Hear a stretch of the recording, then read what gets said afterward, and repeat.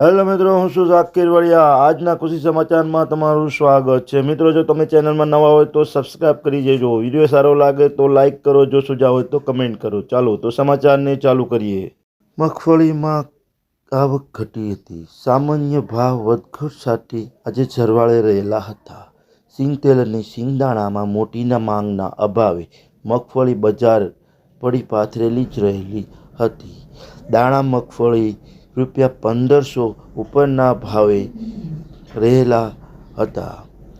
જામનગર યાર્ડના નવા જીરાનો ભાવ 12,000 બોણીનો ભાવ બોલાઈ ગયેલ હતો। ખેડૂતો ખુશીની લાગણી અનુભવી રહ્યા હતા।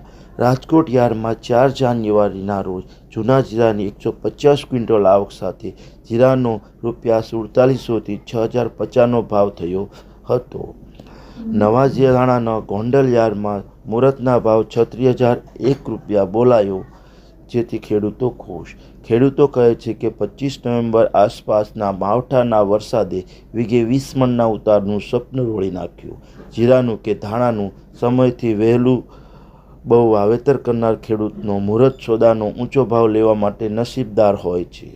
તુવેરની આવકો વધતા 2,000ની ઉપરની સપાટી તૂટી હતી।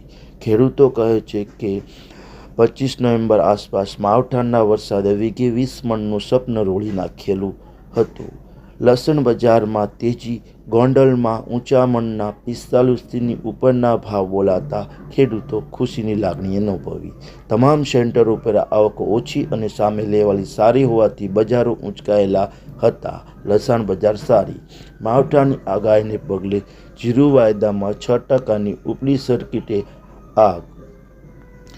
હવામાન ખાતાના મતે આગામી રવિવારથી વાતાવરણમાં બદલાવની સંભાવના છે, તો ખેડૂતે જીરું, ધાણા કે જેવા પાકોની સમયસર દવાનો છંટકાવ કરી અને કાળજી લેવી। જો મિત્રો વિડીયો સારો લાગ્યો હોય તો લાઇક કરો, જો કોઈ સુઝાવ હોય તો કમેન્ટ કરો, અને જો તમે અમારી ચેનલમાં નવા છો તો સબસ્ક્રાઈબ કરો। ધન્યવાદ।